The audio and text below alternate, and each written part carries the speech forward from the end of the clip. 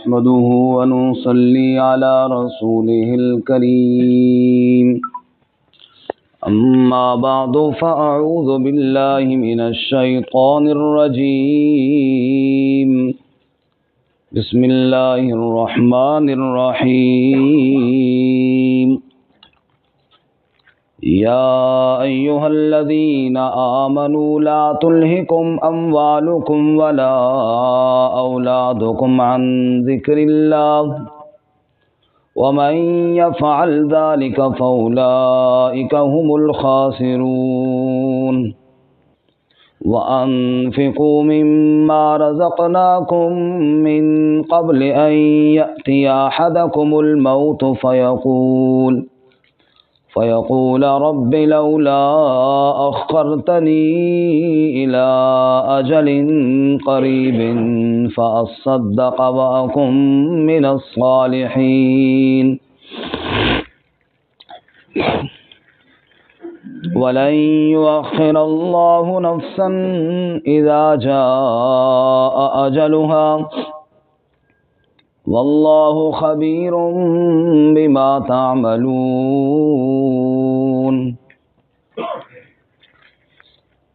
یا ایھا الذین آمنوا اے ایمان والو لا تلہکم اموالکم ولا اولادکم عن ذکر اللہ، نہ غفلت میں ڈالیں تمہیں تمہارے مال اور نہ تمہاری اولاد اللہ کی یاد سے، وَمَن يَفْعَلْ ذَلِكَ، اور جس نے یہ کام کیا، فَأُولَئِكَ هُمُ الْخَاسِرُونَ، بس یہی لوگ خسارہ پانے والے ہیں۔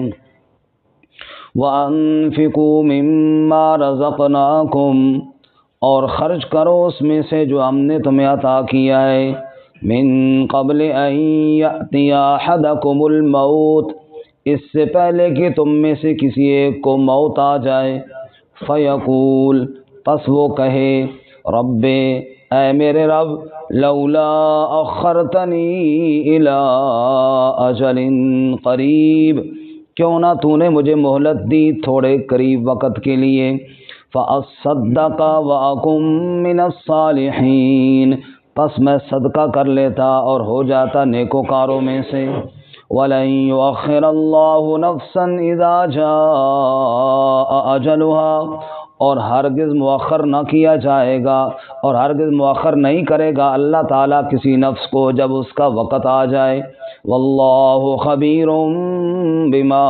تَعْمَلُونَ، اور اللہ تعالیٰ خبر رکھنے والا ہے اس کے ساتھ جو تم کرتے ہو۔ سبحان ربک رب العزت عما یصفون وسلام علی المرسلین والحمد للہ رب العالمین۔ اللہم صل علی محمد وعلی آل محمد كما صليت على إبراهيم وعلى آل إبراهيم إنك حميد مجيد۔ اللهم بارك على محمد وعلى آل محمد كما باركت على إبراهيم وعلى آل إبراهيم إنك حميد مجيد۔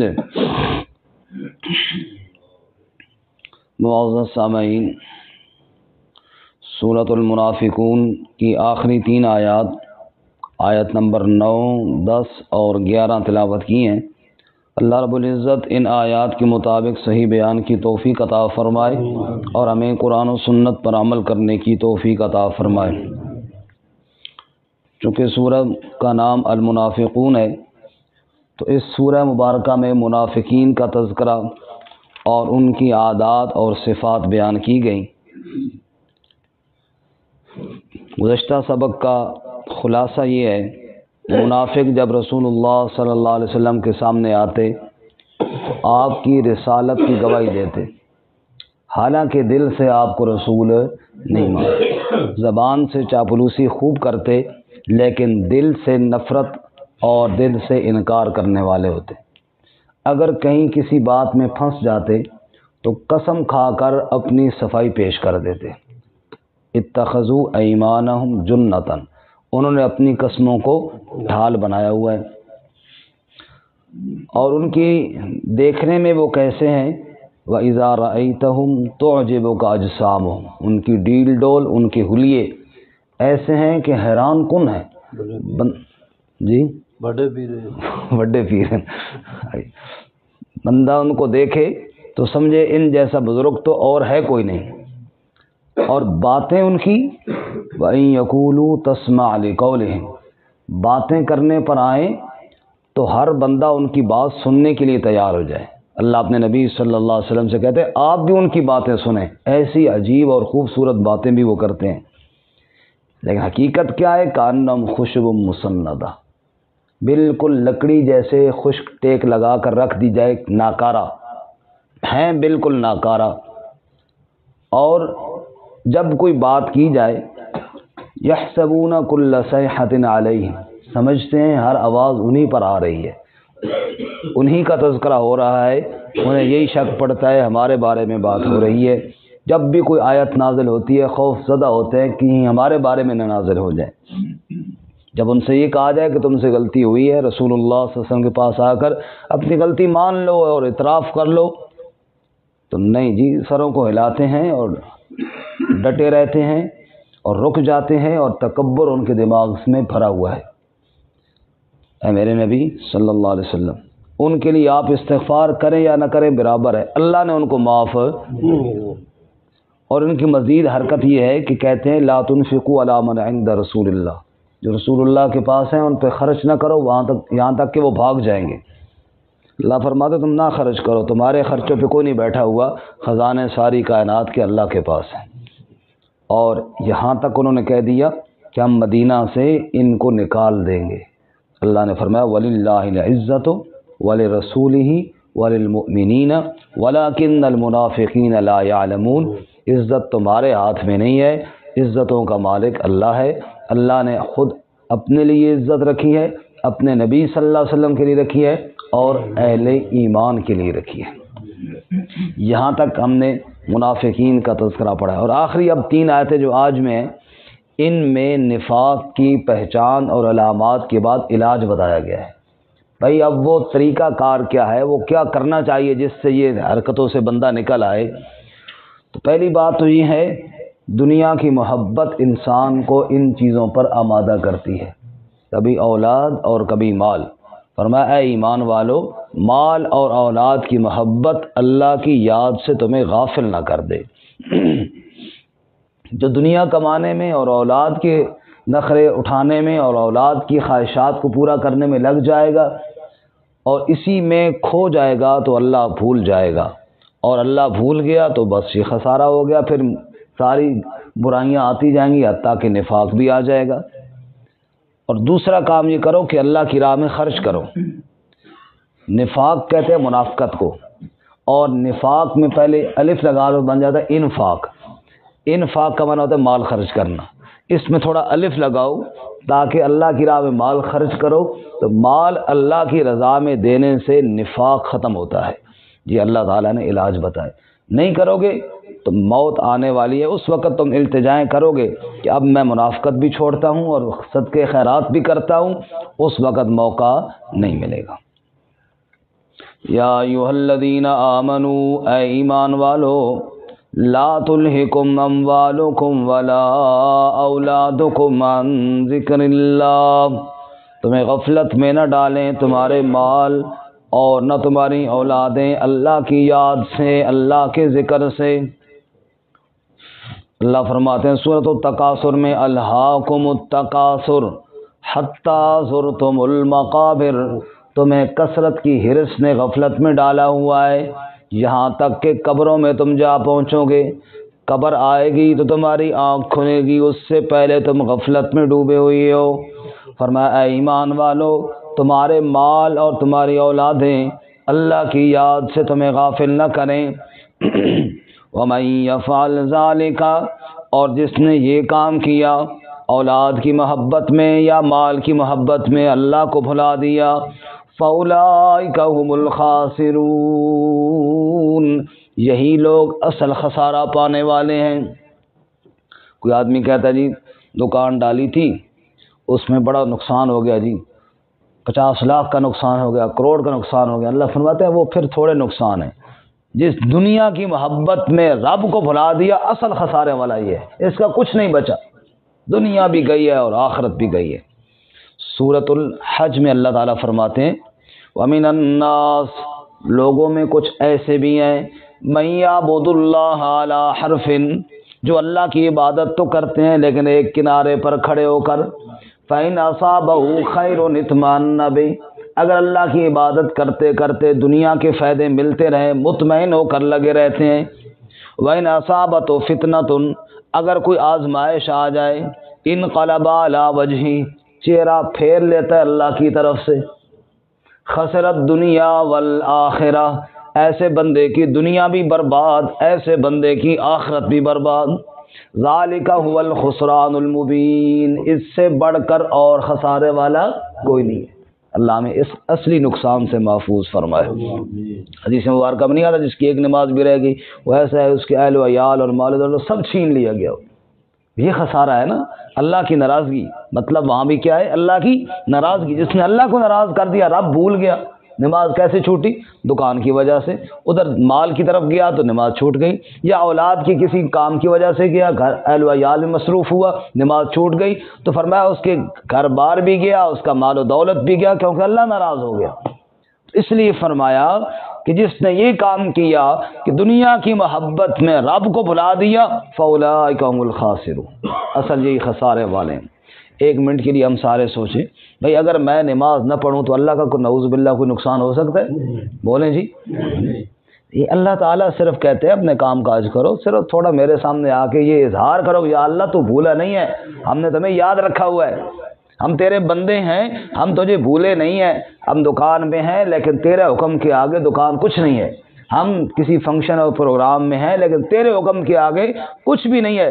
یا اللہ تیرا حکم سب سے بڑا ہے، تیرے آگے ہم جھک گئے ہیں. تو میں اللہ کو یاد رکھو گے تو کامیاب ہوگے، نہیں یاد رکھو گے تو اپنا نقصان کرو گے.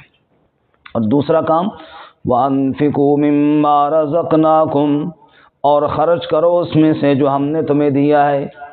من قبل ان یأتی احدکم الموت، اس سے پہلے کہ تمہیں موت آ جائے، موت سے پہلے پہلے خرچ کر لو.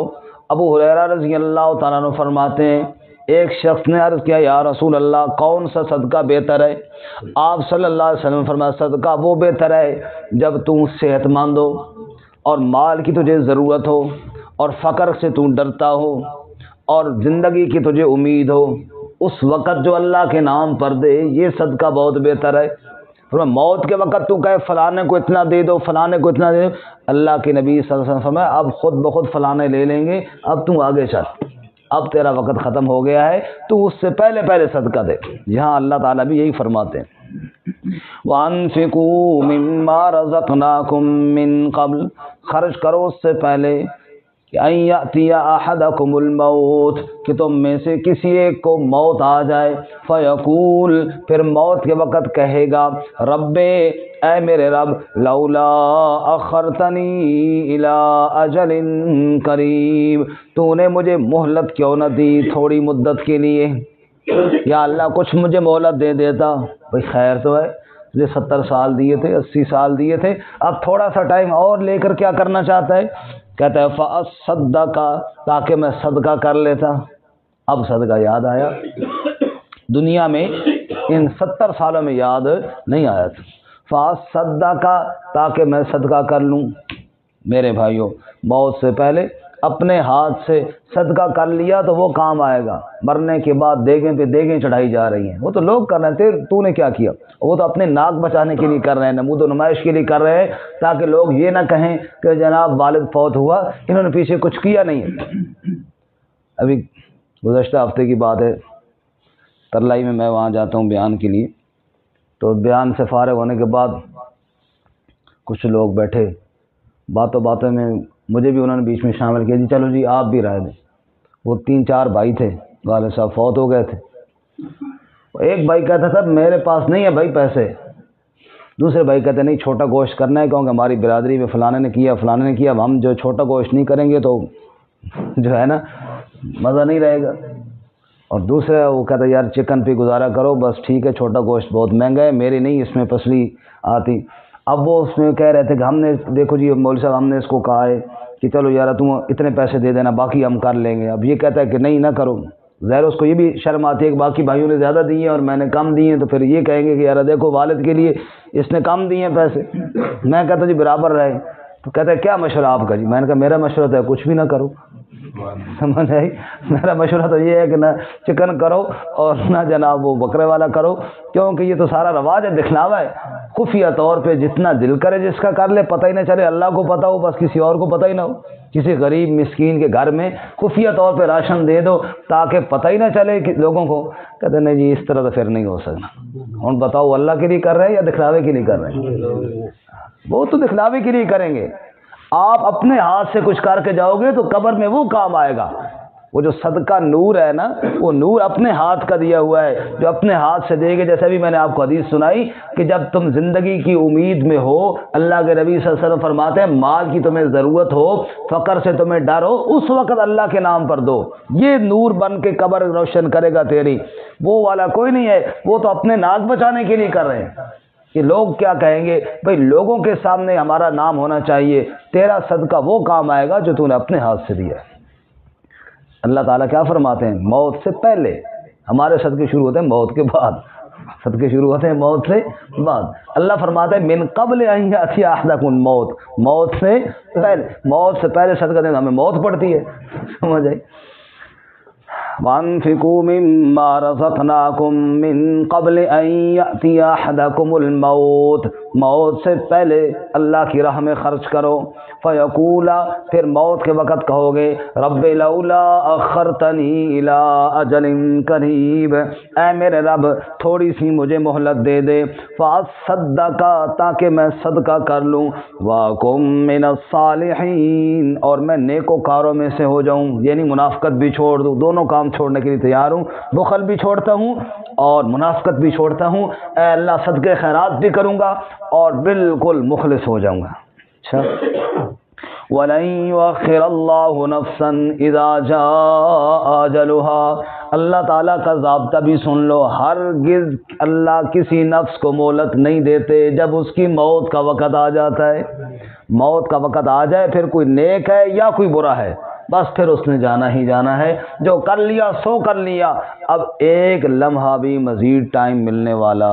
وَلَن يُؤَخِّرَ اللَّهُ نَفْسًا إِذَا جَاءَ أَجَلُهَا, ہرگز اللہ کریم کسی نفس کو مہلت نہیں دیں گے جب اس کی موت کا وقت آ جائے گا. وَاللَّهُ خَبِيرٌ بِمَا تَعْمَلُونَ, اور اللہ خبر رکھنے والا ہے جو تم عمل کرتے ہو, اچھے کیے برے کیے, اللہ کو سب پتہ ہے. اب آ گیا تمہاری موت کا وقت, اب دنیا کی کوئی طاقت اس کو مؤخر نہیں کر سکتی. اللہ تعالیٰ ہمیں موت سے پہلے موت کی تیاری کی توفیق